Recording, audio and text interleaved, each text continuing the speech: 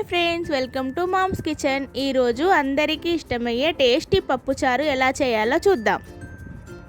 నేను ఒక కప్పు కందిపప్పు తీసుకొని శుభ్రంగా కడుక్కొని కుక్కర్లో వేసుకొని 3 విజిల్స్ వచ్చేంత వరకు ఉడికించాను. నిమ్మకాయ సైజ్ అంతా చింతపండును కడిగి నానబెట్టుకోవాలి.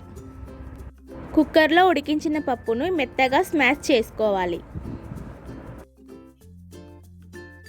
నానబెట్టిన చింతపండులో నుంచి రసం తీసుకొని పప్పులో వేసుకోవాలి. ఇప్పుడు పప్పులో తగినన్ని నీళ్లు పోసుకొని కలుపుకోవాలి. ఇందులోకి 1 స్పూన్ కారం, టేస్ట్కి సరిపడిన సాల్ట్ వేసుకోవాలి. నేను వీడియోలో చూపించే కూరగాయలన్నింటినీ కట్ చేసి పెట్టుకున్నాను.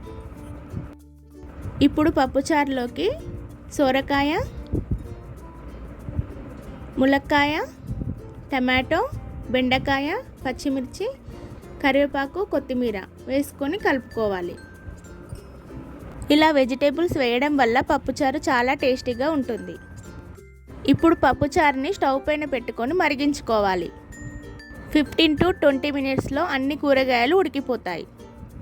పప్పుచారు కోసం పోపుని ప్రిపేర్ చేసుకుందాం. దానికోసం ఒక ప్యాన్ పెట్టుకొని ఆయిల్ వేసుకొని దాంట్లో ఎండుమిర్చి, వెల్లుల్లి, పోపు దినుసులు,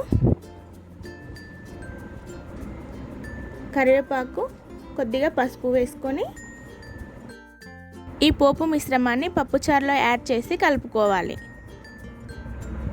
ఎంతో టేస్టీగా ఉండే పప్పుచారు రెడీ అయిపోయింది. ఇది అన్నంలోకి చాలా బాగుంటుంది. పిల్లలు కూడా చాలా ఇష్టంగా తింటారు. ఒకసారి ట్రై చేయండి. ఎలా వచ్చిందో కామెంట్స్లో చెప్పండి.